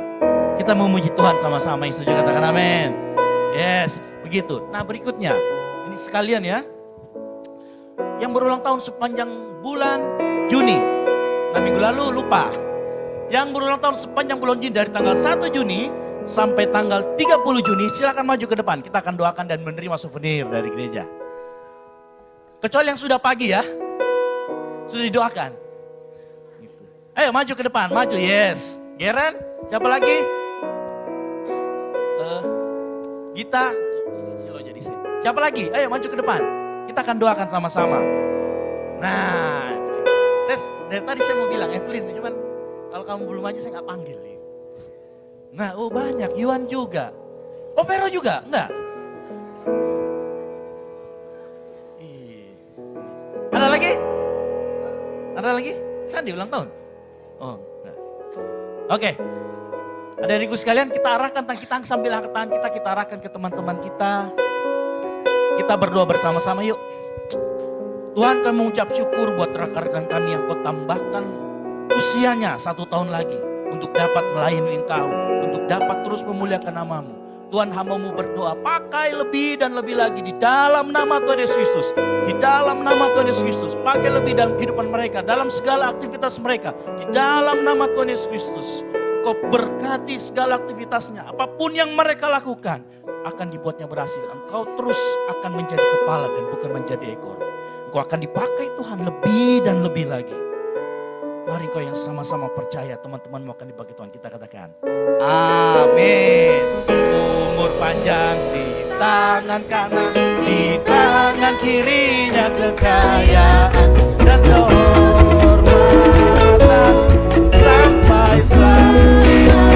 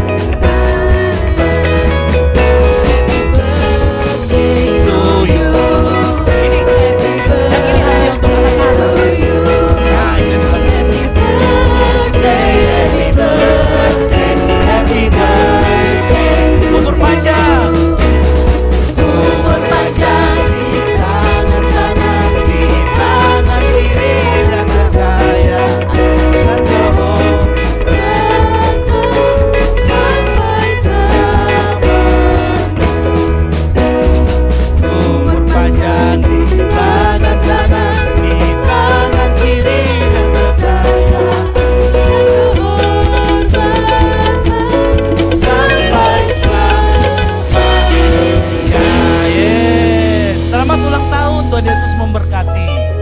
Nah, yang berikutnya, Mas banyak pengumuman ini, yang berikutnya banyak pengumumannya ya. Jadi teman-teman, adik-adikku sekalian, kalian kalau mau pelayanan, jangan malu-malu. Kalau yang sudah tergabung di dalam grup, kalau misalkan kita mengadakan fun sport, kalau kita umumkan fun sport, ada PA, ikut saja, datang aja, jangan nanti, Kak saya tidak ada temanku, Kak malu. No. Kalau yang baru pertama kali datang mungkin merasa asing, kedua kali saya yakin tidak. Karena siapa? Doris sudah membuktikan, mana Doris? Ya kan, sudah membuktikan. Tuh.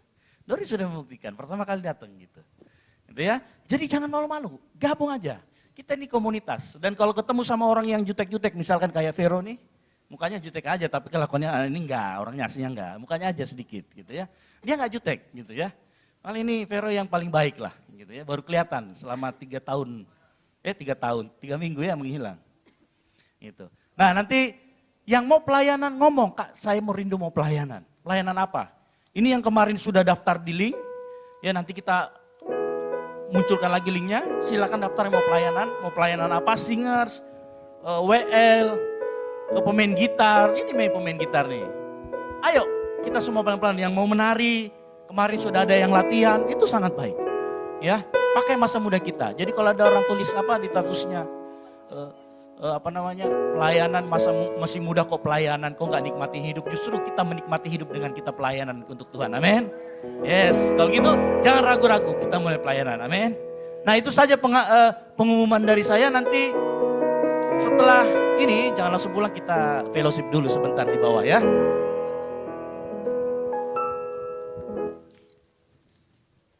Kita akan mengakhiri ibadah kita. Saya jemput teman-teman semua untuk bangkit berdiri. Kita katakan pujian segala perkara.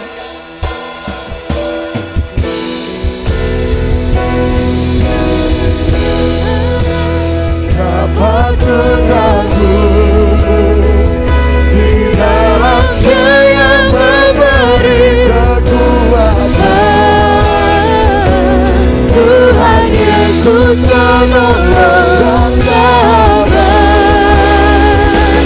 Tetap percaya Tuhan setia.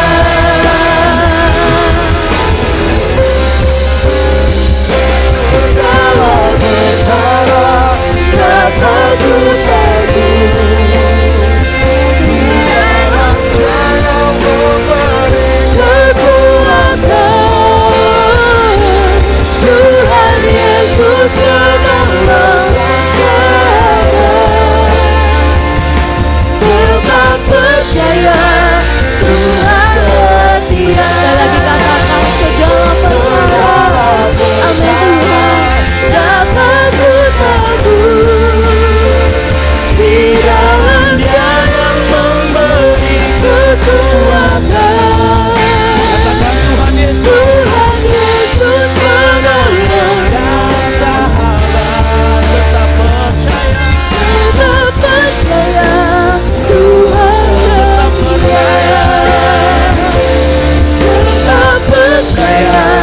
Sekali lagi sama-sama ngomong, tetap percaya. Tetap percaya. Tuhan setia.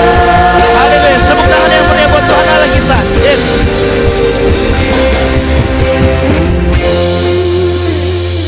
Amin Tuhan. Sungguh kami imani Tuhan bahwa Engkaulah sahabat kami yang setia. Engkau yang tidak pernah meninggalkan kami dalam keadaan kami apapun. Sore hari ini kami mengucap syukur, berterima kasih untuk penyertaan-Mu sepanjang ibadah kami Tuhan. Dari awal, pertengahan hingga akhir. Kami sudah diberkati dengan pujian penyembahan. Kami diberkati dengan firman Tuhan. Dan kami mau membagi berkat itu untuk orang lain. Kami mau mengajak orang lain bersama-sama dengan kami di sini memuji dan menyembah nama Tuhan. Saat ini hamba-Mu kami bersatu hati Tuhan berdoa. Buat mungkin rekan-rekan kami yang kami sudah ajak, tetapi mereka masih enggan. Mungkin ada roh-roh malas di sana. Ada hal-hal yang membuat mereka enggan. Mari Tuhan Yesus, Engkau tetap bekerja Tuhan. Di setiap kami Tuhan. Engkau bekerja mengubahkan hati. Sehingga mereka mau datang ke tempat ini. Beribadah bersama-sama dengan kami Tuhan. Hamba-Mu juga terus berdoa, mungkin ada teman kami yang saat kami ajak dia dalam keadaan sakit. Lemah tubuhnya Tuhan. Hamba-Mu berdoa di dalam nama Tuhan Yesus Kristus. Engkau sembuhkan segala sakit penyakit teman kami. Kami juga berdoa mungkin ada rekan kami yang saat kami ajak, mereka memiliki kesibukan yang lain. Mereka memiliki pekerjaan yang harus dilakukan. Tuhan berkati pekerjaan mereka. Tuhan sertai apapun yang mereka lakukan. Engkau memberkati. Hamba-Mu juga terus berdoa untuk kedua orang tua kami. Yang ada mungkin di kampung, yang mungkin kami merantau di tempat ini. Kami berdoa buat kedua orang tua kami. Kalau mereka sudah mau menyediakan segala sesuatu yang kami butuhkan di tempat ini, Tuhan Kau berkati mereka kedua orang tua kami. Pakai kami lebih lagi untuk dapat menginjili orang tua kami, sehingga mereka menjadi orang tua yang takut akan Tuhan. Berkati usaha mereka, segala apapun yang mereka lakukan Tuhan. Hamba-Mu juga terus berdoa, kami mau berdoa Tuhan, untuk segala tantangan kami ke depan. Kami mungkin yang saat ini akan menghadapi ujian.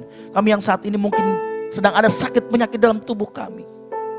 Hamba-Mu berdoa, hamba kami bersatu hati berdoa. Di dalam nama Tuhan Yesus Kristus, segala sakit penyakit, Engkau keluar, Engkau sembuh di dalam nama Tuhan Yesus Kristus. Mungkin saat ini yang ada mengalami beban berat, ada persoalan yang menghimpit. Kau datang kepada Tuhan sore hari ini, dan Dia sudah menyiapkan jalan. Engkau harus melangkah di dalam iman kepada Tuhan. Hamba-Mu juga terus berdoa untuk setiap kami di tempat ini Tuhan. Berkati kehidupan kami. Berkati apa yang kami lakukan. Keluar masuk pintu rumah kami. Penyertaan-Mu sempurna dalam kehidupan kami. Kami juga berdoa buat pemimpin rohani kami. Bapak Ruben Adi Abraham, Ketua Sinode. Bapak Tri Basuki selaku Ketua BPD. Dan Gembala Pembina di tempat ini. Ibu Gembala di tempat ini kami berdoa Tuhan. Pakai mereka pemimpin-pemimpin kami yang terus berjaga-jaga untuk keselamatan jiwa kami. Pakai lebih dan lebih lagi Tuhan. Berikan hikmat akal marifat surgawi. Kami juga terus berdoa untuk setiap para pelayan yang sudah ambil bagian melayani Engkau sore hari ini. Engkau tahu apa yang mereka telah tabur. Engkau tahu Tuhan persis apa yang menjadi kerinduan mereka. Pakai mereka lebih dan lebih lagi. Pakai mereka secara dahsyat. Hidupkan kembali semangat doa mereka di dalam hati mereka Tuhan. Sehingga pada saat mereka memimpin pujian, pada saat mereka melayani Engkau, mereka menjadi inspirasi. Sehingga nama-Mu semakin ditinggikan dan dipermuliakan. Mari Engkau angkat tangan-Mu. Engkau terima berkat dari Tuhan. Tuhan memberkati engkau dan melindungi engkau. Tuhan menyinari engkau dengan wajahnya dan memberi engkau kasih karunia. Tuhan menghadapkan wajahnya kepadamu dan memberi engkau damai sejahtera. Turunlah berkat Tuhan yang dari Allah Bapa, Putra dan Roh Kudus. Engkau yang sudah menerima berkat Tuhan, sama-sama katakan amin. Tepuk tangan yang meriah, yes.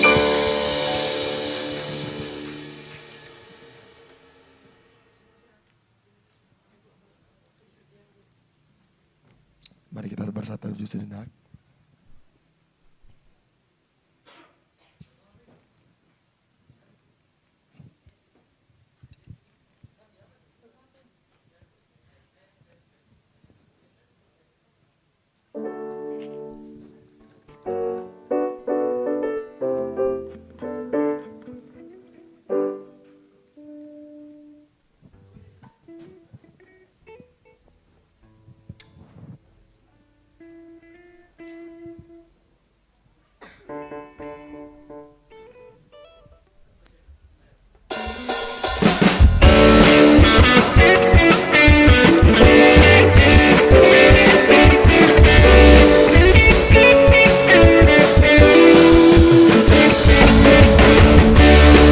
Selamat hari Minggu, Tuhan Yesus memberkati kita semua. Jangan dulu pulang teman-teman, kita mau foto-foto.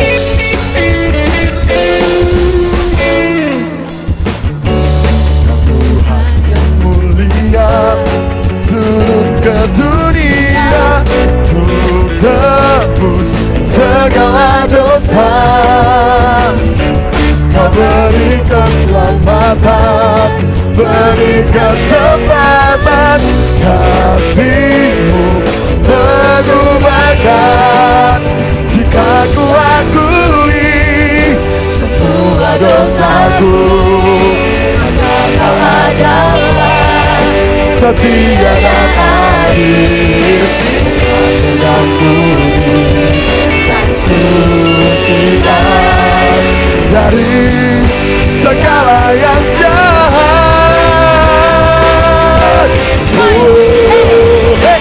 Tak mau ku hidup lagi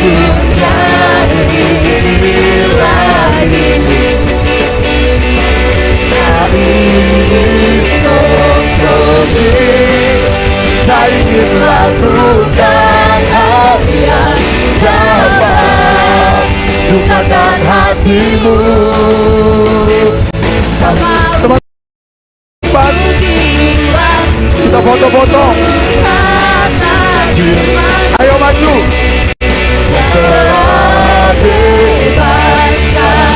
Ayo maju. Yesus kebenaranku adalah pilihan.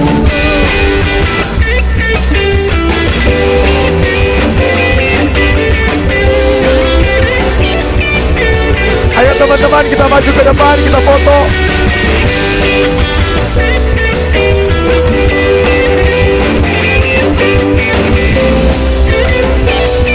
Ayo semuanya, maju. Hey. Oh Tuhan yang mulia, turun ke dunia untuk tebus segala dosa. Kau beri keselamatan, beri kesempatan. Ayo maju kakak-kakak. Mengubahkan jika ku akui semua dosaku, maka Kau adalah Setia dan adil. Kau mengampuni Ibu Wita, ayo. segala yang jahat. Waktu tak mau ku hidup di dunia ini lagi. Ayo sini kak. Tak ingin kembali, tak ingin lakukan hal yang Dapat dukakan hatimu. tak mau ku hidup di luar.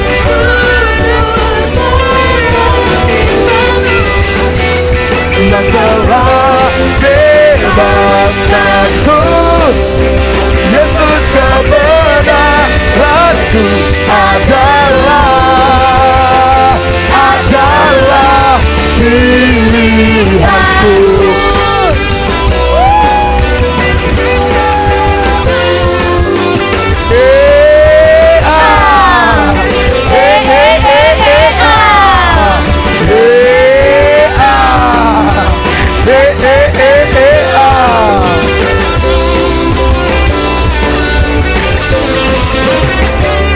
Tak mau ku hidup bagi dunia ini lagi. Tak ingin kompromi, tak ingin lakukan hal yang dapat dukakan hatimu. Tak mau ku hidup di luar tutur kata firman-Mu yang telah diberikan. Yesus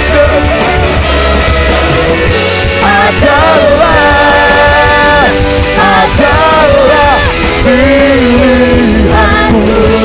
Para papa papa,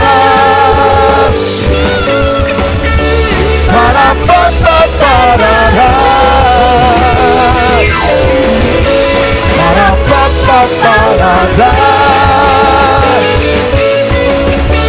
para papa para